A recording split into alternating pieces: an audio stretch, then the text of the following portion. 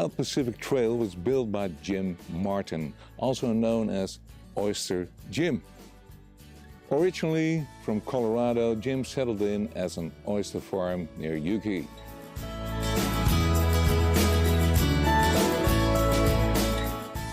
In 1980, Jim had a dream, building a trail along this spectacular coastline.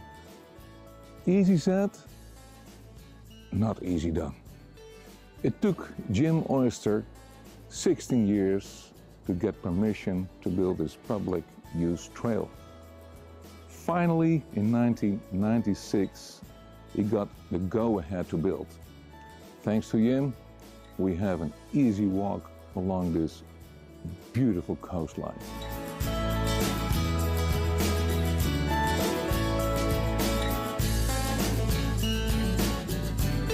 This view is a great opportunity for a nice painting.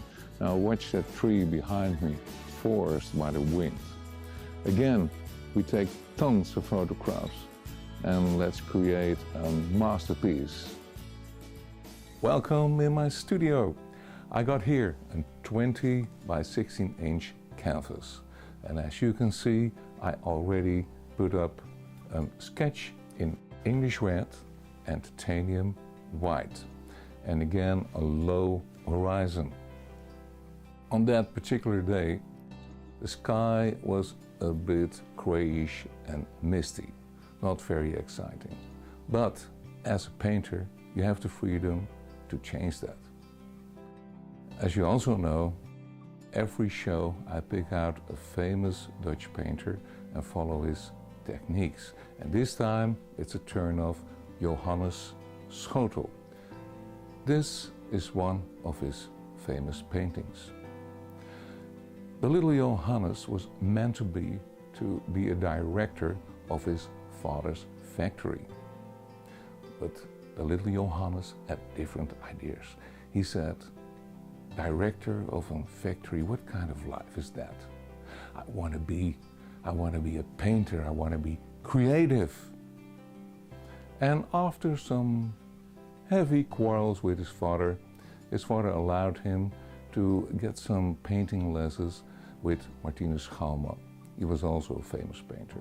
And Martinus soon discovered that his little student had lots of talent. And the rest is history. Johannes Schutte became a famous sea painter. And this magnificent sky, well, let's put the sky into this painting. A Dutch sky above Berkeley Sound. How cool is that? Anyway, I teach you the techniques and you can do afterwards what you want. Let's go to work. As there is always a glow above the horizon, I start with yellow ochre, Alizarin crimson and titanium white. Here I use a soft 1-inch brush. The second layer is the reflection of the bluish green in the moisture hanging above the sea. Especially you will see this in the early evening or with an upcoming storm. Millions of water drops function as mirrors, and we will paint this again with a 1-inch brush and soft crisscross strokes. In the higher layers I mix a bit extra phthalo blue and even on top of it a mix of dark grey, but don't overdo it. And again you can blend it in with soft crisscross strokes. And if it's a little bit too dark, just take the first color and blend it in, and again with no pressure on the brush. With a highlight color of titanium white and cadmium yellow light, we will paint the clouds. We do this with a filbert brush and we will make round, soft movements with the corner of your brush. And you will have to practice this a million times. As you can see, I push the paint into the wet underlayer. Johannes Schutte painted strong colored skies, and he painted the clouds for a reason. The boat struggling into the waves has a dark background with grey clouds, and the highlight on the sail and the splashing foam draws the attention of the spectator. The strong painted clouds aim for the boat. They form diagonals, and we will try to do the same with our clouds. Of course, these are the so-called highlight clouds. After this, we will paint the grey clouds. And this is the diagonal I was talking about. First of all, we will paint a reflection light with a thin layer of yellow ochre, alizarin crimson and titanium white. The so-called reflection colors come from the grey clouds right in front of the light clouds. Watch the sky and pay attention. Here is another beautiful painting of Johannes Schutte. Now watch the strong cloud lines which aim for the struggling boat in the waves.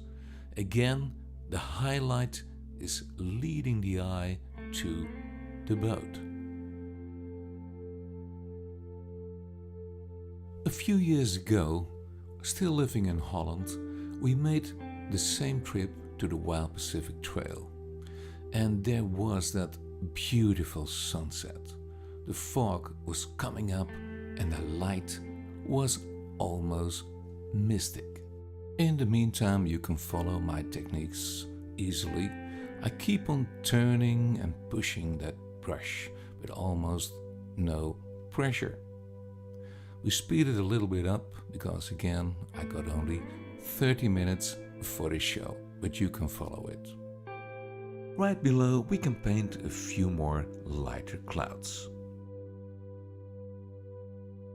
And this is the same view above Barkley Sound, but you can see that the mist was rolling in and created a splendid mysterious light. The evening sun burst through the mist and the light exploded in the sky. What a wonderful, inspiring sight for painters like you and me. In our painting, I'm still busy bringing in some more grey clouds. As you can see, I still follow the diagonal from left under to the right above corner. Let's cover the upper side too a bit. This will lead the eye of the spectator into the circle of light. I use different tones of grey and keep turning the corner of my brush. If this is the first painting with clouds for you, it might be a little bit overwhelming. I always tell my students, watch the skies and try it again and again. Buy a block of canvas paper and start practicing. It takes a while before you have the right touch, but don't give up. It will happen, and I will help you as much as I can.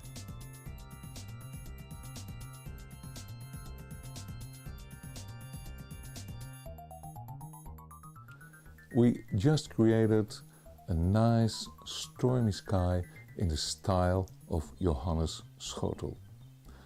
I think he will be proud of us. And now it's time for the sea, the rock, and of course the beautiful West Coast tree. The palette stick was used already by the ancient Egyptians. In previous movies I showed you that painters like Johannes Vermeer used these sticks to bring the right hand at ease. Here I use it as a ruler. I let the metal of the brush shaft slide over the wood and sketch the lines. I don't draw the lines, I sketch. If you mix raw sienna, cobalt blue and titanium white in 3 tones, dark, middle and light, we will have a wonderful base color for the sea. Far away light and the closer by the darker. And as you can see, I do horizontal strokes. This is very important for the direction of the brush stroke. Of course, there are also reflections. Now watch the reflections in the sea. We already made a highlight, and this time I added a bit of cadmium red dark. With a filbert brush I wiggled down into the wet paint and faded out with a clean filbert brush. Always watch the sky and take your highlights and let them reflect into the sea. And of course we can do the same trick for the dark clouds. Look where they are, take a dark tone on your filbert brush and wiggle them down, and at last blend them in. Soft strokes, no pressure on the brush. And when you think enough is enough, it's enough. Let's take a small round brush, a palette stick, and with some darker tone we will try some small waves. Start small, no pressure, then more pressure, and at the end of the wave almost nothing. Closer by, the waves are of course a bit bigger, so paint them bigger. That will work for the perspective effects. If we take a look at real water, there are way much more small little waves. We won't do this here. I want only a few waves. We have a wonderful storm sky, a beautiful sea with reflections, and now it's time for foliage and of course the beaten up rocks. Yes, it is time for some rocks. Just some dark grey, burnt sienna and light grey and a touch of green here and there will make a nice natural color. Don't make too much work of it, it's all far away, and as you can see I make this same shaky movement with my filbert brush. Horizontal strokes, that's the best what you can do, and make it real dark. Later on we will see why. And again make that horizontal stroke.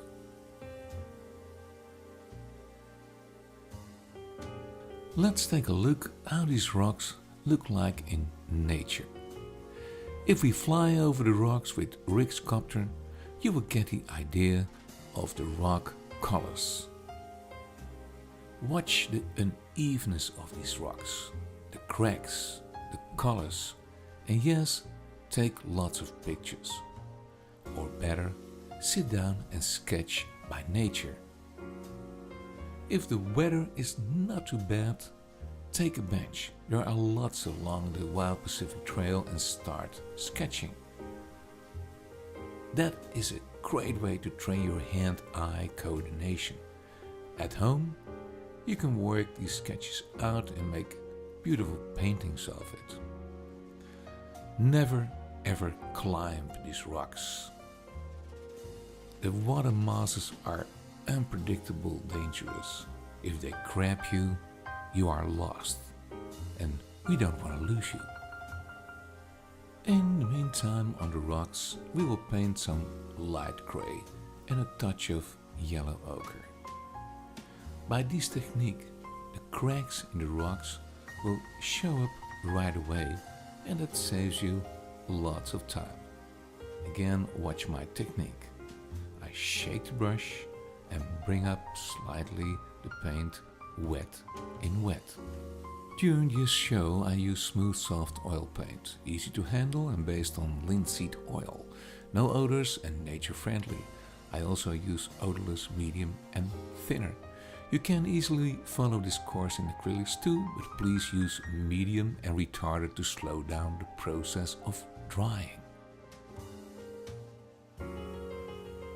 If you really want to see the rocks close by, take a boat and look for a hidden cove where the sea is not too wild. If you smell a strong fishy odor, you will meet these friendly ladies here taking a beauty sleep on the rocks.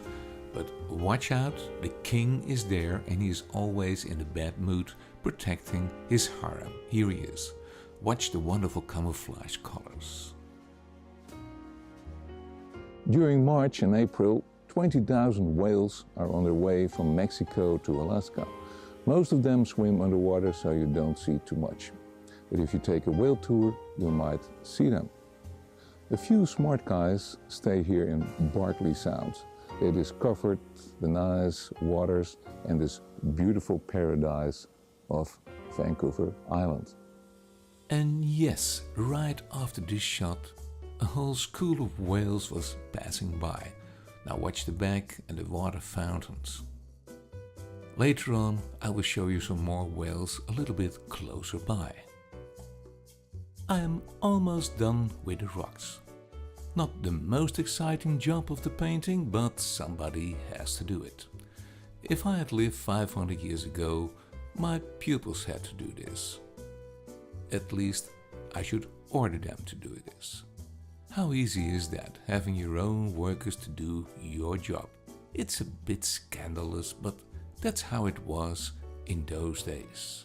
Let's get back to the future.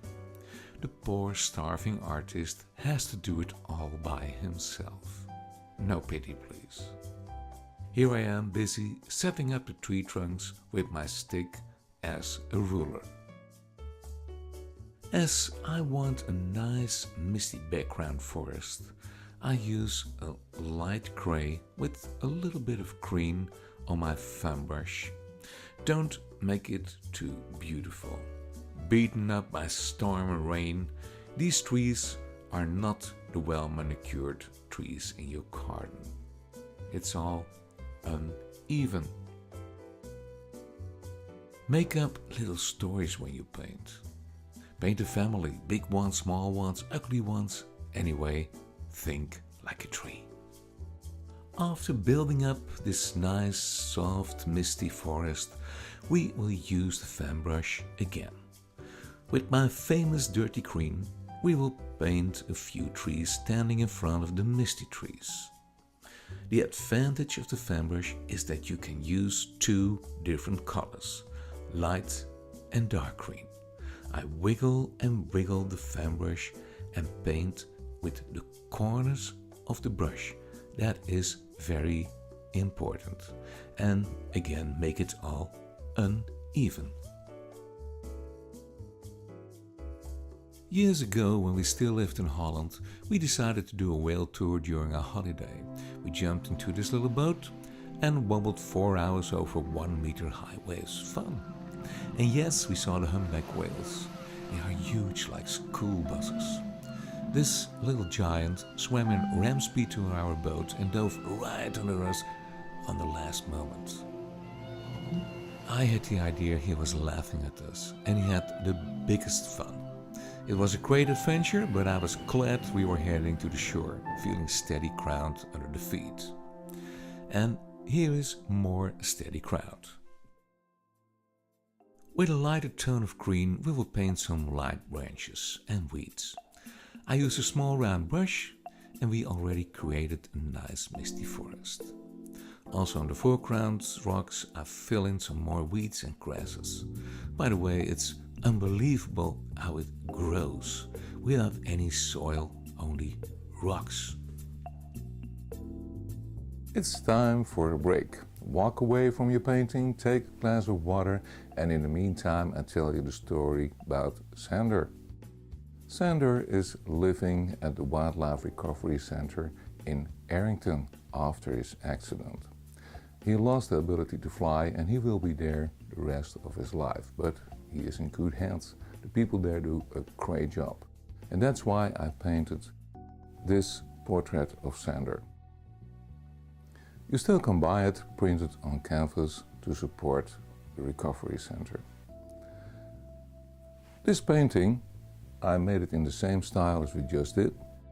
The techniques of the Dutch masters with a strong diagonal again, and also in the water. And the light is leading you to Sandor. And that was the secret of the Dutch masters. Let's paint some foam on the waves. I use Pthalo blue, cadmium yellow, light and titanium white in 3 tones. I always like to work with 3 tones, dark, middle and light, as you know, and I like to improvise between them. And don't forget to bring in some reflections of the foam beneath the waves. That gives a fantastic effect. As you can see, I use a small round brush. Don't overdo it, but it's important that it's there.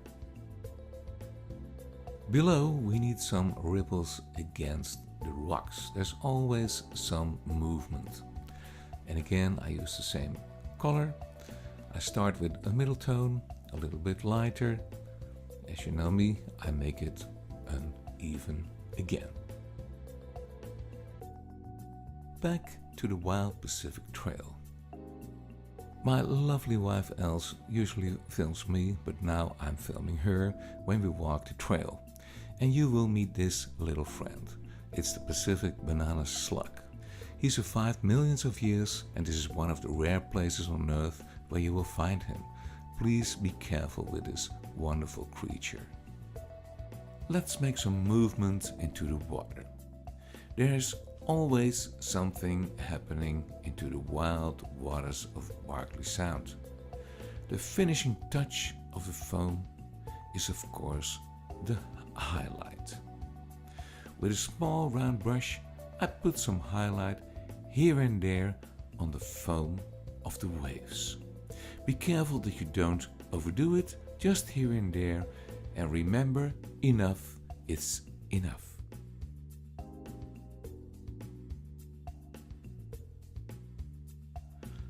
Let's do a splashing wave. Pretend the wave is breaking on the rocks there. We already had some practicing during the lighthouse show, so we can do this again. Load the fan brush both sides with the foam colors, a light and a dark one, and make it splashing. On top of the splashing, we will do a little bit of a highlight.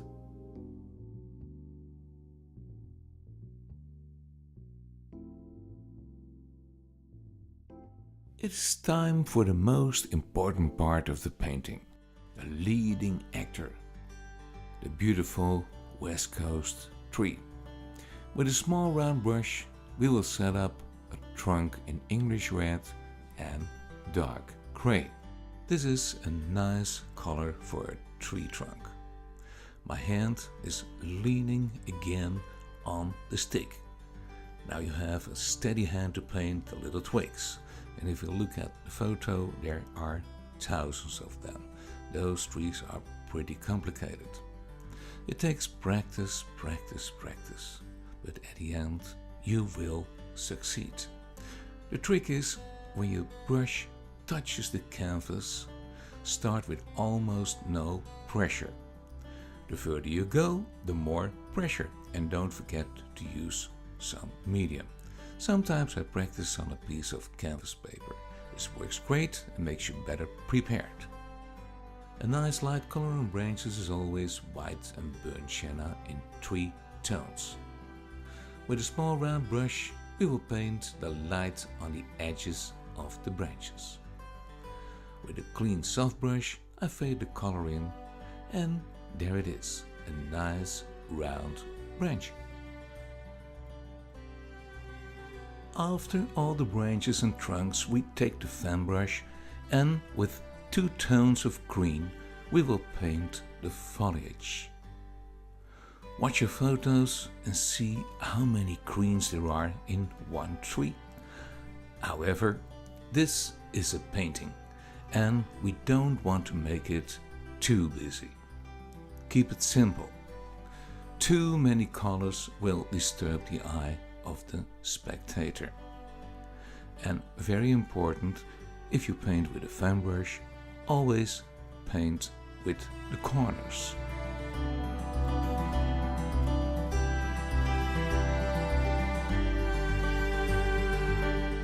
Let's jump one more time into a boat. It has nothing to do with the wild Pacific Trail, but it's close by, and this film is so unique that I wanted to share it with you.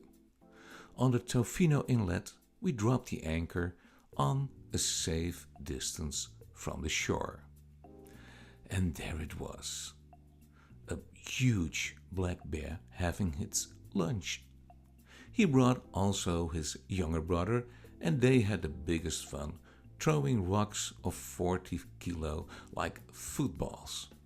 In fact, they eat all the crabfish who are living under the stones, an important part of the diet. No fun if you are a crabfish, by the way. This is one of the rare places in the world to watch these beautiful creatures in the wild without disturbing them. In another show, I will teach you how to paint a bear. Let's get back to the painting. It's always hard to leave a beautiful place like this behind. But the painting is almost done. Of course, you can add much more details like little twigs, stones and branches, but as we are limited in time, we leave it like this.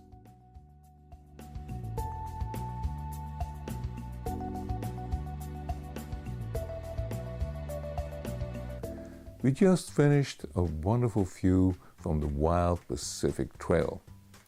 On our website you will find the photograph, the drawing and all the mixes we used. We see you back for the next show. Have fun and keep on painting.